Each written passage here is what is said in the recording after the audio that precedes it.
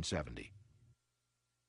As a result of an improper warm-up while lifting weights, Lee severely strains the fourth sacral nerve in his lower back. It's an injury that will continue to plague him for the remainder of his life. The injury leaves Lee virtually bedridden for a period of 6 months. His doctors tell him he may never be able to kick again. For Bruce to be lying down in bed 24 hours a day for approximately about 6 months was an impossible thought. You know, you cannot contain him like that. But he did, because he knew that if there were any future, even to walk normally, he would need to give this time to heal. So he spent a great deal of time resting flat on his back for quite a long time, and then also, you know, just sitting in a chair. But he was not one to just waste time. So he spent this amount of time doing a lot of researching of all of his vast library of books, which were books on the martial arts, all combative arts, all hand-to-hand arts, whether they be Western, Eastern, modern, or ancient, all types of philosophy, psychology, especially in the motivational field now that he was injured and his future was in jeopardy. He felt he needed to self-motivate himself all the time. Unable to put his energy to use physically, Lee now channels it mentally. The writings of the Buddha, Alan Watts, Carl Rogers, Lao Tzu, Friedrich Perls, Daisetsu Suzuki, and Jiddu Krishnamurti become his constant companions. Of these authors, Lee is particularly taken by the thoughts of Krishnamurti, who states that truth cannot be organized without invalidating it. You have to be a light to yourself,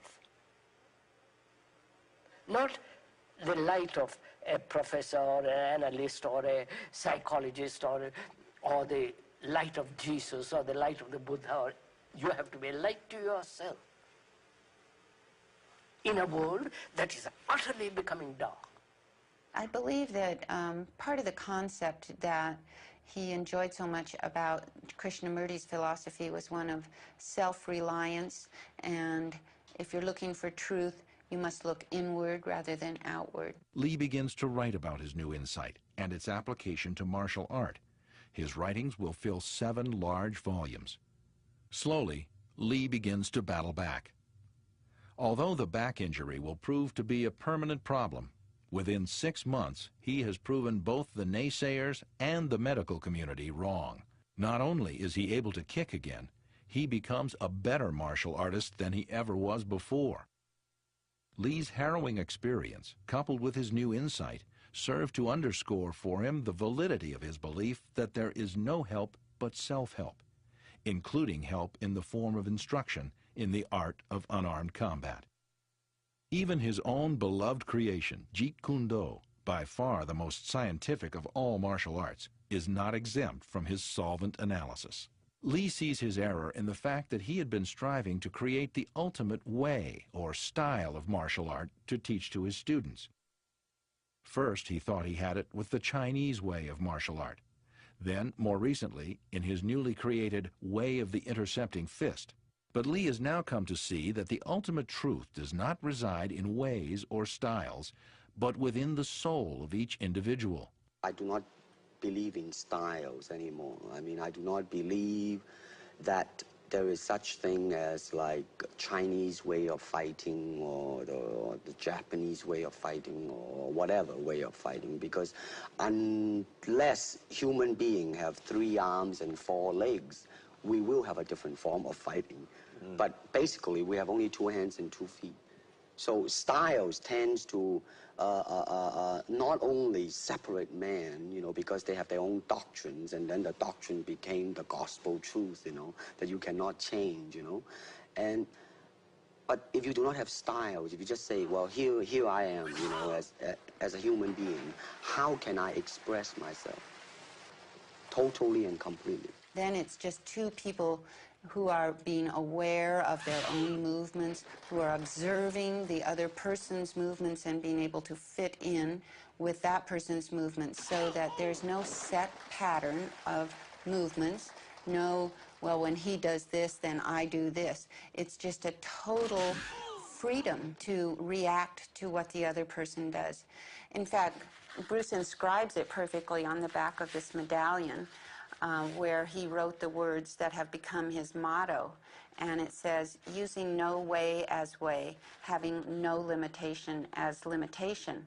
Over the years, this phrase has been somewhat misinterpreted, and people think of using no way as way to mean anything I do is okay, and anything I do is my way.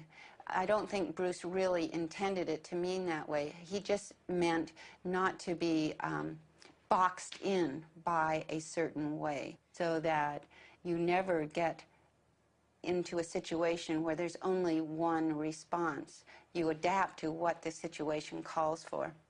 I think Bruce had that down pretty well. When there's a way, man, there lies the limitation.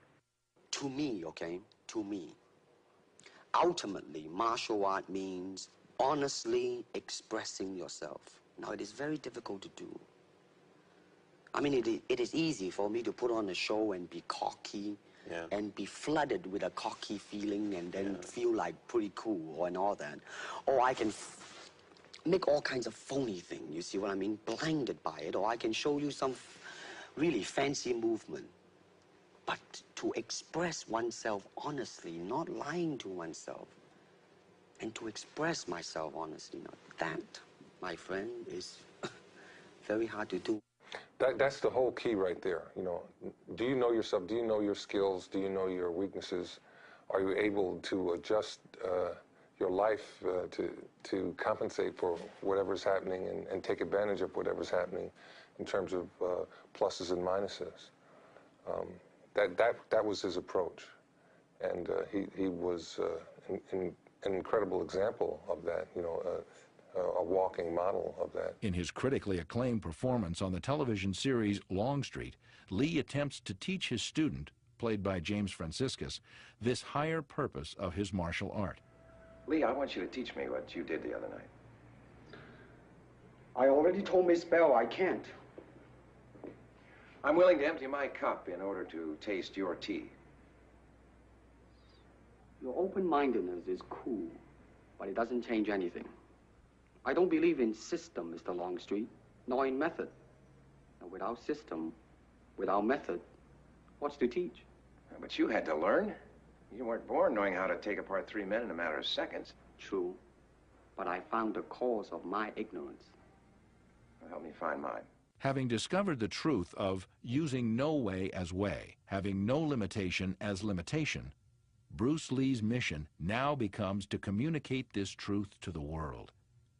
The most effective approach, he decides, is not in private one-on-one instruction, but in bringing this truth to the big screen, his quest to create a new genre of film that will reveal the higher purpose of martial art, his challenge to overcome the prejudices of Hollywood.